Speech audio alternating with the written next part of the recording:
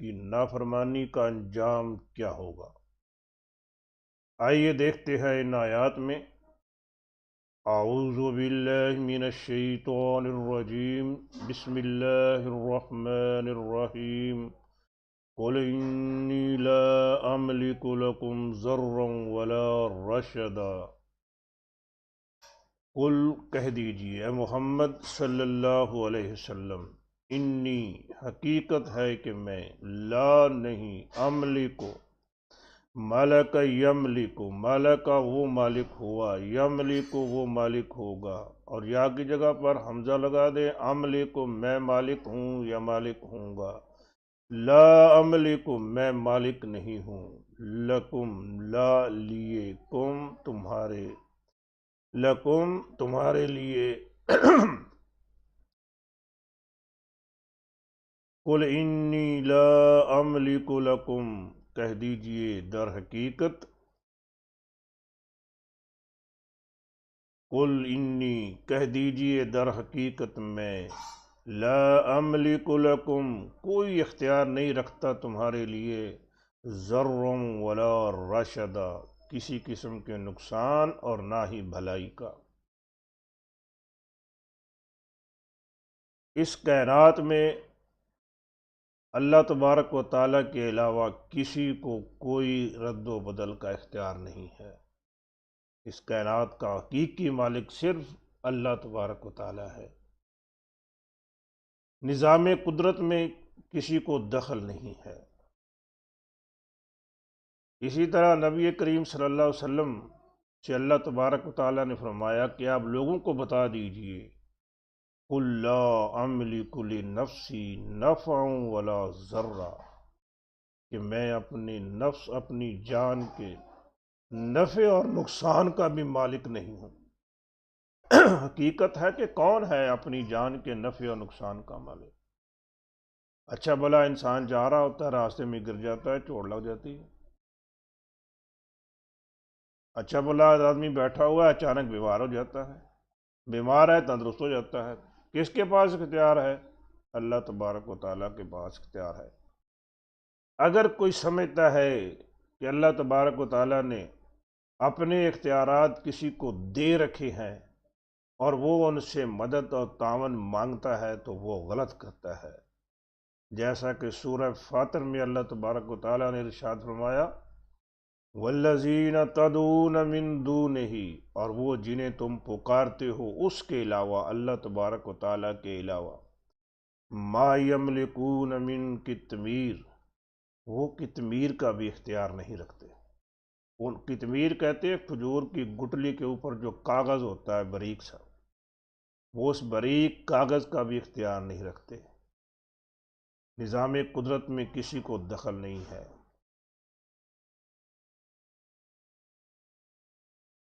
نبی کریم صلی اللہ علیہ وسلم فرماتے ہیں، اللہ تبارک و تعالیٰ نے ارشاد فرمایا کہ ان لوگوں کو بتا دیجئے، قل انی لن یجیرنی من اللہ احدا، قل انی لن یجیرنی من اللہ احد، قل کہہ دیجئے، بتا دیجئے، انی حقیقت ہے کہ میں، انا بے شک، انی حقیقت ہے کہ بے شک میں، حقیقت ہے کہ میں، لن یجیرنی، اجارہ یجیرو، اجارہ اس نے پناہ دی، یجیرو وہ پناہ دیتا ہے۔ یہ ہمسایہ ہے نا، اس کو جار کہتے ہیں، اس لیے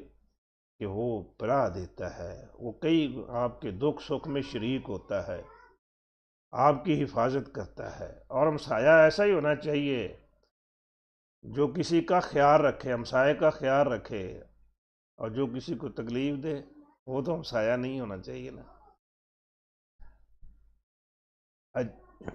یجیرو وہ پناہ دیتا ہے یا دے گا، یا کی جگہ پر ہم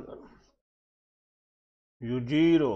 پناہ دیتا ہے، لن یجیرہ ہرگز پناہ نہیں دے گا، لن یجیرہ ہرگز پناہ نہیں دے گا، اکٹھا پڑھنے سے فعل مضارع منصوب ہو گیا۔ یہاں کیا ہے؟ یجیرو، را کے اوپر زبر ہے، یہاں را کے اوپر پیش آ رہی ہے، اور اکٹھا پڑھنے سے را منصوب ہو گیا، زبر آ گئی۔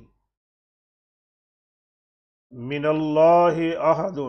من سے اللہ اللہ، من اللہ اللہ سے، من کی وجہ سے اللہ کا لفظ جری حالت میں ہے، احد کوئی بھی، احد فاعل ہونے کی وجہ سے رفعی حالت میں ہے۔ قل انی لن یجیرنی، کہہ دیجئے یقیناً مجھے ہرگز نہیں بچا سکے گا، ہرگز نہیں پناہ دے سکے گا، من اللہ احد، کوئی بھی اللہ سے۔ ان لوگوں کو بتا دیجئے کہ اگر اللہ مجھے کسی مشکل میں مبتلا کر دے تو مجھے اس سے بچانے والا کوئی نہیں ہے۔ وَلَنْ أَجِدَ مِن دُونِهِ مُلْتَحَدًا، آجیدہ، واجدہ اس نے پایا، یاجدو وہ پاتا ہے،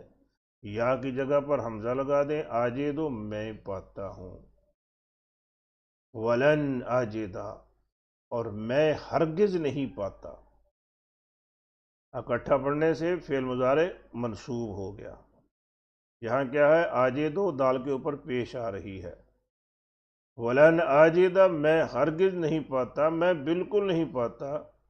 من دون ہی، دون علاوہ، ہی اس کے، اللہ کے علاوہ، من دون ہی اس کے علاوہ،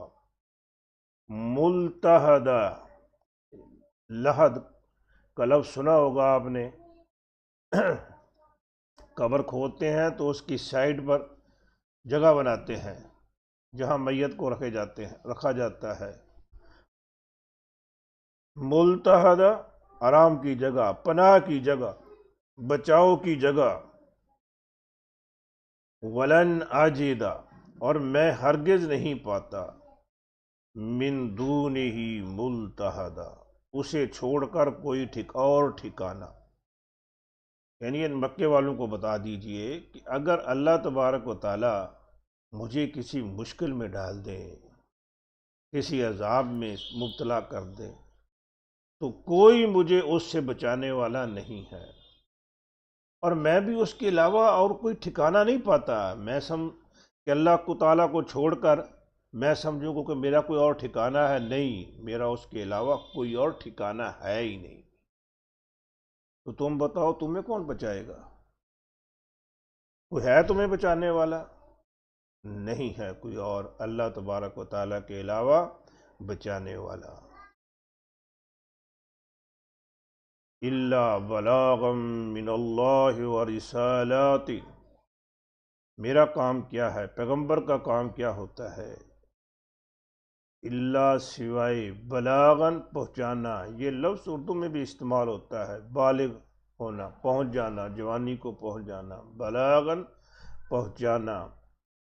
من اللہ، من سی اللہ، اللہ، من اللہ اللہ کی جانب سے، یعنی اللہ تعالیٰ کے احکامات کو، ورسالات اور پیغامات ہی اس کے، الا بلاغا من اللہ ورسالاتہ، مگر اللہ کا پیغام اور اس کا حکم پہنچانا۔ پیغمبر کا کام کیا ہوتا ہے؟ اللہ تعالیٰ کے احکامات کو لوگوں تک پہنچانا اور اس کی عملی تصویر لوگوں کے سامنے پیش کرنا۔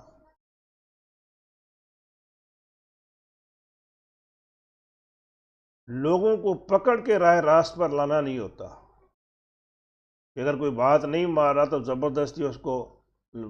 سیدھے راستے پر چڑھا دے، لے آئے، ایسا نہیں ہوتا۔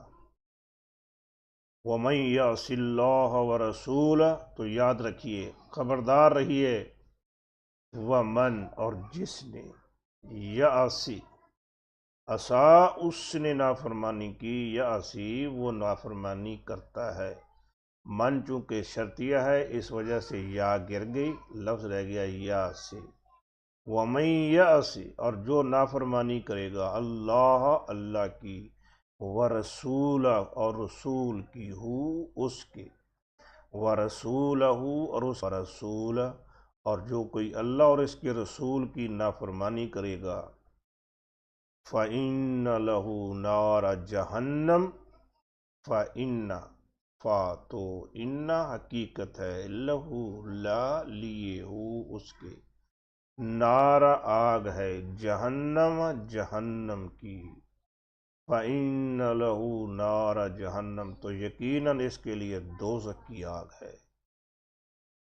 خالدین فیہا ابدا خالدین رہنے والے ہیں فیہا فی میہا اس